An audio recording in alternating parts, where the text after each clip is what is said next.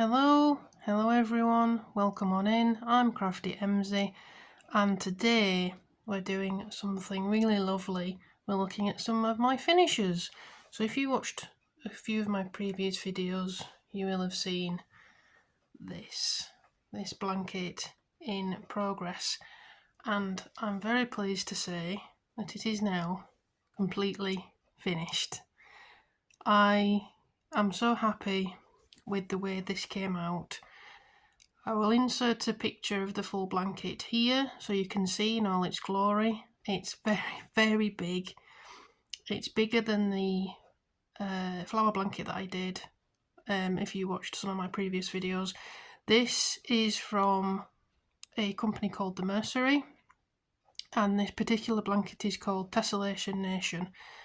This was the first run, I believe, of this new course, Tessellation Nation. So yeah, I was one of the first to do it. Yeah, it's it's a lot. It's a lot. You can see there's all different sorts of shapes here. It's all based on pentagons, 5-sided shapes. I went with kind of an orange, brown, blue and grey colour scheme. You can see the edging here. It's quite dark at the end there, the navy blue. But I think that looks really nice, and I'm really happy with how this turned out. Really happy. This is definitely something that I would say is worthwhile doing. It definitely is. It tests your skills.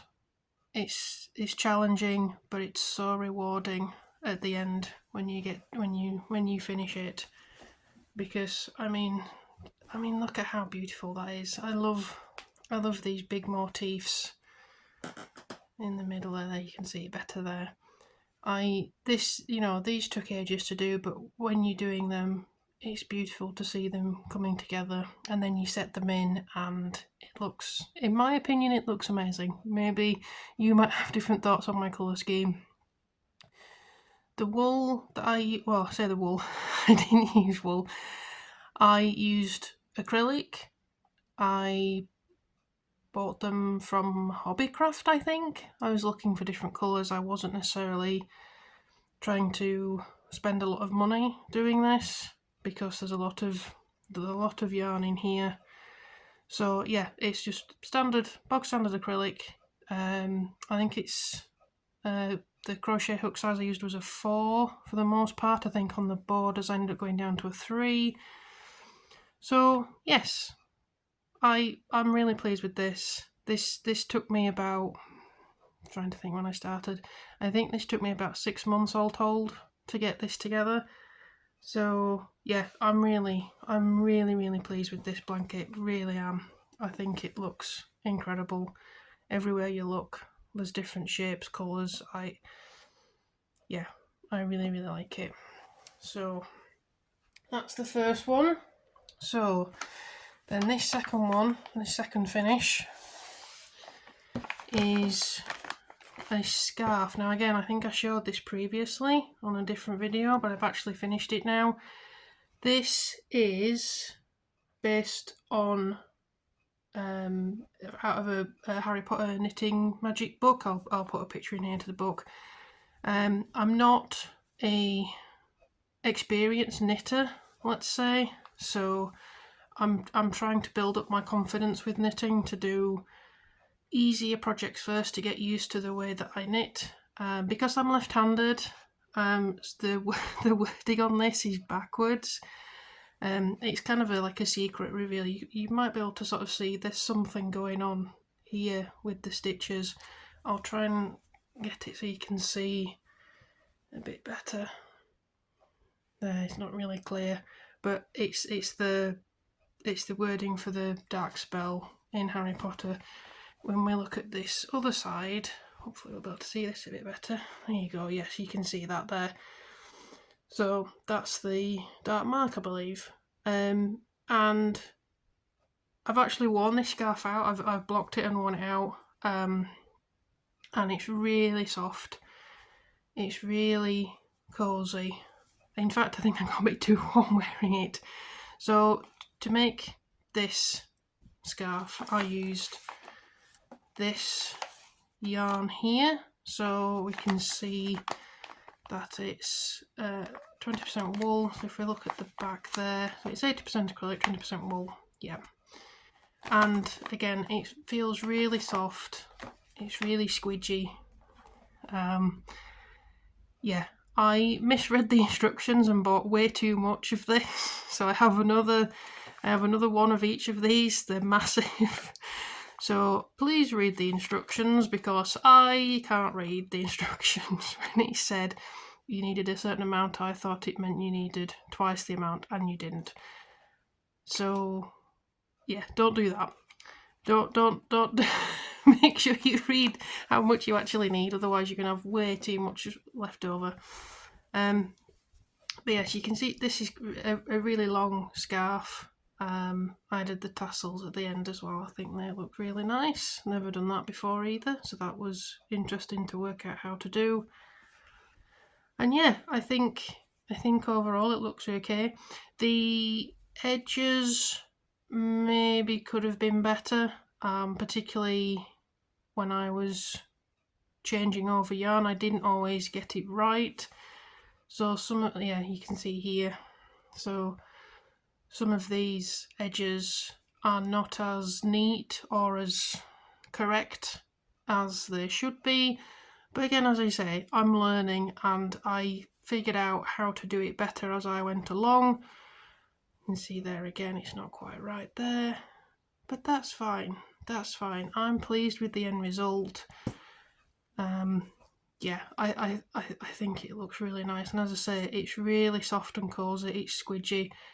Even though I've blocked it, it's still trying to curl up at the edges, so I might need to have another go at blocking it.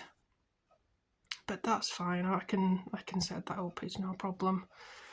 So yes, so this is also a finished item. So I think I've done really well.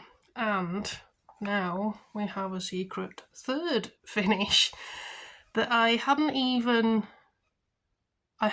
started, and I kind of finished it really quickly. So this is using leftover yarn from a previous project. It was and I'm going to say this completely wrong, the sheep is one of their blankets, and I had a load of yarn left over. There were little mini skeins, and I'll insert some pictures of the mini skeins as they are when I was setting out this project, so you can see what I was talking about. And it's, sorry, make sure you can see it, Sheep is Metropolis that I used, and so you can see 75% extra fine merino wool and 25% nylon. So yeah, I used all of them up. So that's what I used here for this. So this was kind of I'll just start doing something. So I found this really lovely stitch by, and I'm just going to read this out. So it was a video on YouTube by Hooked by Robin, and I think they're called Mini Interlocking Block Stitch. So if I remember correctly, I think it's a 1 row repeat once you get going with this, and I think this has worked up absolutely beautifully. I think this looks amazing with the stitches. I mean, I've tried my best with the colours. Maybe you could say that some of these colours maybe should be in a different order.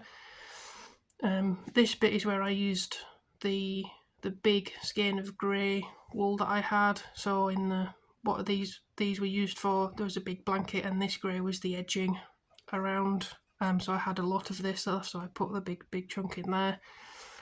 And because when I got to the end, it wasn't really long enough for a full scarf, what I did was join the two ends together. Just did a basic stitch to join them together. I think it was a slip stitch that I used to join them together. So yeah, it's kind of one of those where you put on and you can kind of fold it over on itself. so it's kind of wrapped around twice, and when you do that, it's so cozy. I mean, this stitch is quite, because it's reversible as well, it's quite thick. Even though this was a fingering weight yarn, it's still quite thick, it's quite squidgy, and it's so soft. It is really soft, especially against your skin. It's of your face and your neck. It's so lovely. I really enjoyed doing this, and it was pretty quick once I got the knack of the stitch. You could probably, as I'm going through the colours here, you could probably see a few mistakes. Please don't point those out. I know they're there. But yeah, I really enjoyed this kind of using up spare leftover yarn. I think this has worked out really well. And as I say, I didn't follow a pattern for this scarf itself. As I say, the stitch itself is based on that video, but basically the scarf itself is, I think it's 61 chains across. So I thought that was a decent width for a scarf, and that's how I did it. I went through and used all the colours. So yeah, again, this was pretty quick, and yeah, I wasn't expecting to have this finished, but I have, and I think it looks really nice. I do love a good rainbow anyway, so I'll do that again. You can see some of the colour changes here. They're quite stark, but again, I was working on what I thought looked good. You might have a different thought on where these colours may have worked better, but I was trying to use everything up rather than leave any left out. So yeah, so that's this. Again, I think this looks really nice.